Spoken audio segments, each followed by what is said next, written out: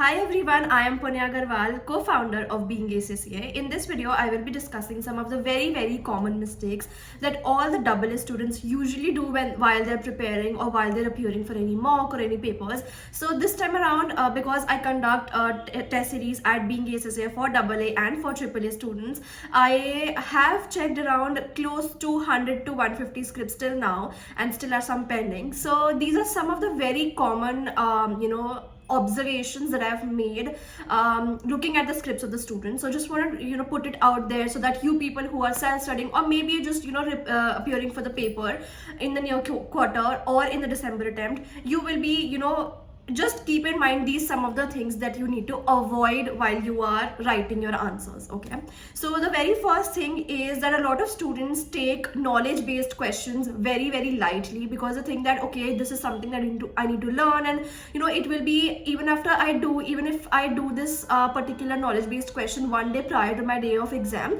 I'll be good to go. But that's not true always. So knowledge based questions are very important. They account for at least 10 to 15% of your entire paper. So why lose the easy marks, right? So from now, because we only have 10 days now left, so I would urge you people to start revising the knowledge based questions also, so that you remember them till the day of your exam. Second mistake that people do is taking IFRSs and the IAS, basically the standards, very lightly. Again, they think that these are not important, because I know that this is very common opinion. I would say that even if you do not write standards, name and number in the paper, in the risk questions or otherwise as well, you do not have to worry much about it. But this is completely my opinion, that standards form a base of your entire paper. If you're writing risk, you write about, for example, you're writing about provisions, you say that the provision is probable or possible, and if it is there, then you need to recognize it. So that is based upon your IAS 37. Similarly for other standards as well. So why not write the name and number of the standard in your answers, right? It just, again, presentation plays a major role because it is a subjective paper, right? So you need to focus upon that as well, and for that you need to revise the standards. So standards are very important. Please revise them. There are very few particular standards which always repeat in AA. You do not have a long list of standards. It won't take you more than an hour or so to just go through them and revise them. So yeah, that's that. Then talking about some of the conceptual mistakes that people usually do, I go topic wise, go like sequential wise. First of all, taking section A very lightly. I feel that because it is only 30 marks in AA, and students feel that because it is MCQs, and they always focus upon the section B, because that is 70 marks, that is subjective, you have to write a lot, so you do a lot of practice for that, which is fine, but you do not have to neglect your section A for that. And section A can actually make or break your paper. So section A practice should be done from your KITS, Kaplan and BPP, your study hub, your examiner reports, your past papers, and the pre-December mock that you have. So that is again very important. And section A, if you're able to score, you do some test or something and you're able to score 20 above out of 30 in section A, you are sorted. So if you're able to score that bracket, you're in that bracket 20 to 30, then I think you are good to go for your final paper also, right? So you need not take section A for granted. That's another mistake that a lot of people do. Then talking about the first question that comes to your section B, which is risk and response related questions. Again, I have seen a lot of people not writing in the correct format. So I'll just explain quickly about the formatting also. How do you actually need to start your answer? So one common mistake which I find in a lot of scripts is that for example, in the question you have a particular paragraph which has 3 lines, okay, and 1, 2 and 3, and the second line probably has some risk associated. So only the second line has risk, not the first and the third one. First and third one are absolutely fine, and only the risk is there in the second line. Now students, because they have not practiced enough, or they are little scared, or they think that okay, let's just they're not bothered about it, so they copy paste the entire paragraph of 3 liners and write in their answers and then try and explain it. But see, the marks, that half a mark that you get is to identify the risk. If the examiner themselves out of those 3 lines have to identify the particular risk, why will he or she give you marks? he or she will only give you marks only when you have identified the exact risk. You do not give any option to the examiner that you decide what is the risk in this particular paragraph, right? You have to identify exact line wherein that risk has been mentioned. So a lot of people do this. Please avoid this mistake. A huge mistake can happen if you do in this. You can easily lose 8 to 10 marks in this scenario. Talking about the second thing that I have noticed is that you people do not write explanations very clearly, as in the explanations are very vague, in the sense that if for example in the question it was very clear that revenue will be overstated or your provisions will be understated. For example, you people write the financial statements will be misstated. What misstatement? The question is asking you the exact thing. What will happen? What will be the overstatement? What will be the understatement? What will happen, right? And the examiner will only give you marks once you write that what will be overstated. If again same thing, if you give the examiner the option that you decide कि overstatement होगा या understatement होगा, हमारे हिसाब से तो misstatement होगा, वो तो हमको भी पता है. Like the examiner also knows. The question is asking you the risk कि क्या होगा उसके लिए. So misstated, I know a lot of people tell you कि this is an easy way out. If you're not sure कि क्या होने वाला है, just write misstated. No, my dear, you won't be getting any marks. If you read the examiner reports very carefully, they have given this a multiple of times in all of the examiner reports that you won't be fetching any marks if you write misstated in the question wherein it was very clear that it was an overstatement or an understatement. So you need to write that, and all the risk does not lead to some understatement, some overstatement. They can also have other aspect of risk like control risk, inheritance risk, or detection risk. All of these 3 risks can also happen, right? So you need to be little careful, little mindful before you jump on to you write the conclusion, right? That's another thing. Then another thing that I've noticed, very common, this is very common, seeing that people actually do not read the question very carefully. Okay, I'll give you a very quick example. There's a question which says that define written representation, or is it the ideal form of evidence that the auditor can gauge. Okay. So if this is a question without anything, you would assume that this is a knowledge based question, which is fine if only this line is given to you about written representation, right? So you will write your basic knowledge based answer over here. But the question, if I am not sure what question was it was one of my tests. The question said as per the XYZ company, tell if the written representation taken by the auditor is correct or no, like is it fine or no. So they asked as per the case scenario, and students, without looking at that particular thing, they straight away went on writing the knowledge based question, the general question, which is again because this was a very silly mistake. You did not read the question very well, so that is the reason you lost marks over there. Very small example. So a lot of people do not read the question carefully, do not read the requirement carefully, do not read the case study very carefully. See, whenever you are starting to read anything, just brush up your mind that okay, my full concentration will only and only be with this case study, or will only and only be with this particular requirement, right? So that will enable you to understand the requirements, understand what is the question is asking better.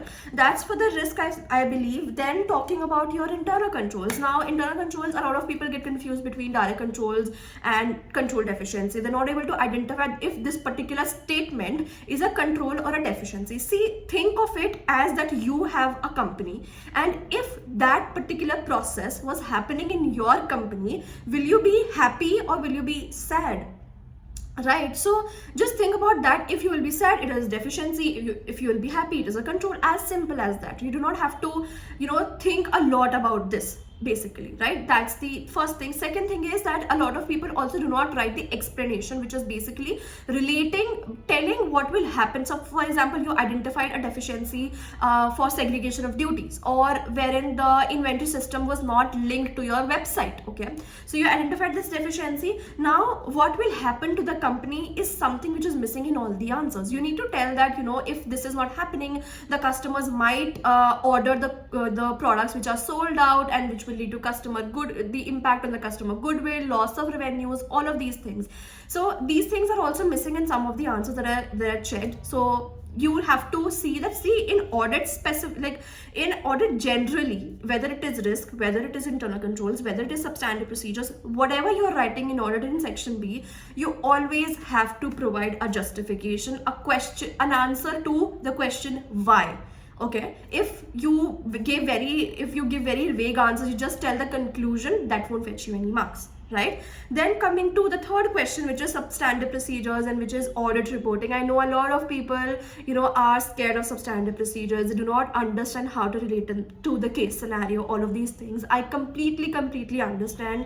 A lot of people also say that relate them to the case scenario, do not write generics, be specific. But how to be specific? Okay, so I'll give you a quick tip. I hope it is helpful for you. So talking about, in the question, when you have substantive procedures, they will also give you certain case scenarios. In the question 3, you have full-fledged case scenario to relate it to the substantive procedures, right? So for example, if it is a receivables substantive procedure, okay, so in the question, if they have given you the first thing is, if they're giving you any values, any amounts, any figures. For example, if they said that $5 million receivables was yet to be received, something on those lines. So you have the figure, right? Use that figure into your answer. As simple as recalculate the amount of $5 million and obtain a written confirmation from the management to ascertain if it is certain or no. Whatever. Use that $5 million figure into your answer, directly related to the case scenario. Second thing is, if, for example, figures are not there, so second thing can be, they give you some financial years. For example, they say that the year end was 31st of March, or they say that the company is considering a year of 2024 to 2025. So you can use this financial period in your answers, and for example, you can test the cutoff assertion over here. Again, linkage to the case scenario. Third tip would be that in certain case scenarios, you're also given like certain case specific words, like the management refused to do a receivable circularization, for example, or the management is considering to do a price promise to the customers for the revenue. So these are very case specific wordings. Always use these wordings somewhere in your answers. For example, discuss with the management the rationale why they are refusing to do a receivable circularization. Simple, right? You are using the words from the case scenario only, right? So these three plus your fourth would be always use the name of the case study in your answer. For example, if the question name is XYZ and company, discuss with the management of XYZ and company, and so on and so forth. So always write that. If you're writing discuss with management this and this, it does not relate to the case scenario, it is very generic. But if you tell them, if you write the case study also discuss with the management of XYZ and company, it will lead to more, it will actually relate to the case scenario, right? These are 4 tips. How can you relate them to the case scenario? And last thing is, I've noticed that some people refer to the case scenario, they're writing specific, but they forget to write the assertions like cutoff, rights and obligations, completeness, accuracy, all of these, presentation disclosures, all of these are your assertions, right? You cannot get away with writing these. If you're not writing it, the reason why is not mentioned in your substantive procedures, you won't be getting full marks. So I hope that these quick tips helped you with your substantive procedure understanding and how can you relate to the case scenario.